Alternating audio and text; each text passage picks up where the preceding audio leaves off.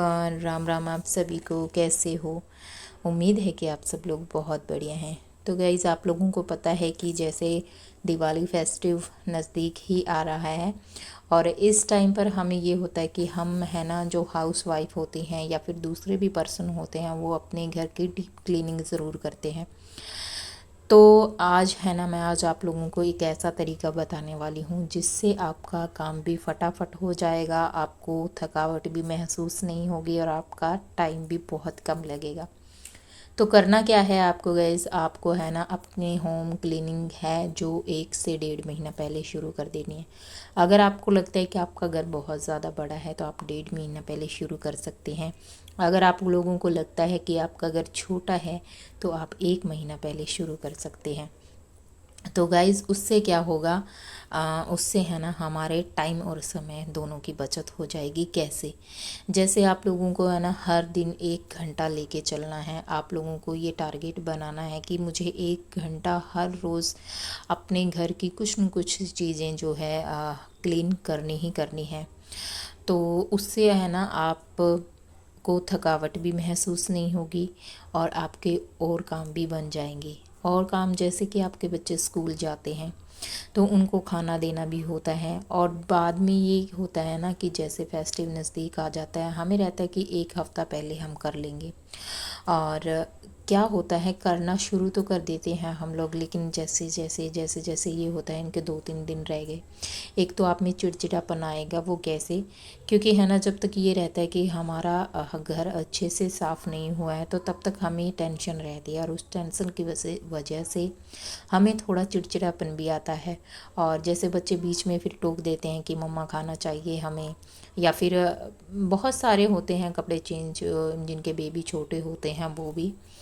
तो उस टाइम पर हमें बहुत ज़्यादा गुस्सा भी आता है कि नहीं, हम पहले अपने घर को क्लीन करेंगे, उसके बाद बच्चों को देंगे। तो ये 1-2 रीज़न ऐसा भी होता है।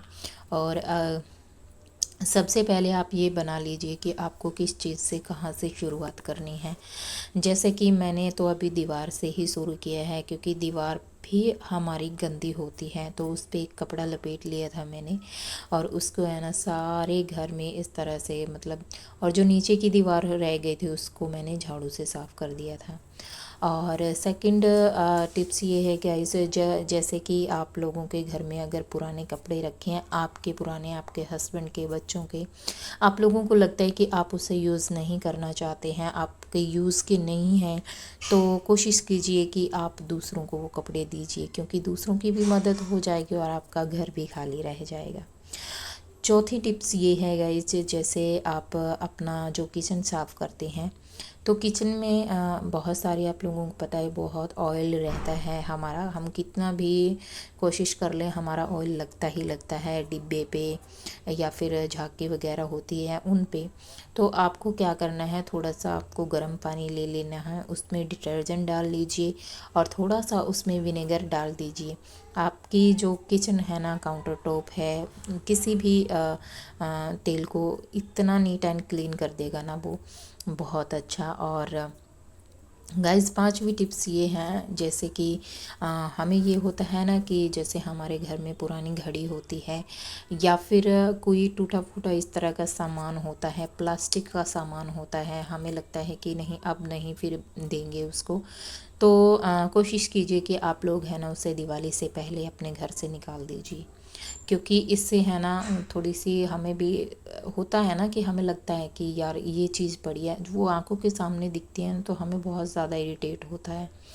तो उससे आपका ये रहेगा कि आप जैसे ही उस सामान को निकालेंगे उसकी जगह आप दूसरा नया सामान यूज़ कर सकते हैं। इस 5वीं टिप्स ये है कि आप, जैसे कि हमारे घर में ब्लैंकेट वगैरह रखे होते हैं और हमारे और भी कपड़े होते हैं सर्दियों के, तो आपको उनको है ना, जाहिर सी बात है आप लोग अपना बेड भी ज़रूर साफ़ करते होंगे, क्योंकि हम डीप क्लीनिंग यहाँ पे कर रहे हैं। उसमें आपको करना क्या है, उनको है ना आप अच्छे तरीके से धूप लगवा सकते हैं, क्योंकि बाद में ये होता है कि जैसे ही विंटर सीजन स्टार्ट होगा तो धूप निकलना भी कभी कभार होता है ना कि कभी बादल छट जाते हैं या फिर इस तरह से होता है। तो अभी काफ़ी ज़्यादा अच्छी धूप निकलती है, तो आप धूप ज़रूर लगवाएं अपने कपड़ों को। ये जो छोटी छोटी बातें होती हैं ना, वो बहुत ही ज़्यादा हमारे लिए हेल्पफुल हो जाती है।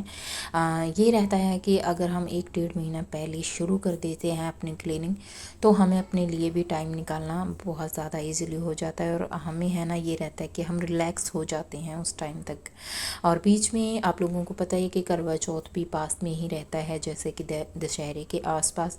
तो उसमें खासकर लेडीज़ें जो होती हैं अपने लिए शॉपिंग करती हैं, तो आई थिंक 1 हफ्ते से ज़्यादा हमारा उसमें भी चला जाता है।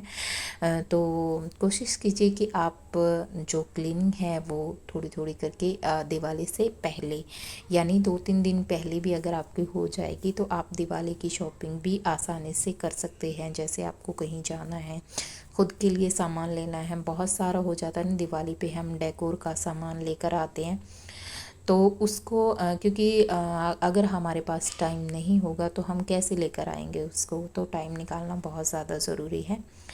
तो आज की जो बातें मैंने जो आप लोगों के साथ शेयर की हैं, प्लीज़ आप एक बार उसे है ना एक बार इस्तेमाल करके ज़रूर देखिए। बातें नहीं, मतलब ये होता है कि आप उसे दिनचर्या में ज़रूर अपने ऐड कीजिए। इससे है ना आपको काफ़ी ज़्यादा इजीली हो जाएगा काम करना, और आप खुद के लिए भी टाइम निकाल पाओगे, और बच्चों के लिए भी, क्योंकि बच्चे अक्सर हमें बहुत ज़्यादा तंग करते हैं बीच बीच में। जब स्कूल से आते हैं ना, तो कभी मम्मा ये बनाओ वो बनाओ, तो इसमें हमारा काफ़ी ज़्यादा टाइम लग जाता है। तो होप करती हूँ कि आप लोगों को मेरी वीडियो पसंद आई होगी, और अगर पसंद आई है तो लाइक करके ज़रूर जाना। चैनल पर पहली बार हैं तो सब्सक्राइब ज़रूर कर लेना, और जो मेरे पुराने व्यूवर्स हैं यूट्यूब पर, तो उन लोगों का थैंक्स, आप लोग मेरी वीडियो को फुल वॉच करते हैं।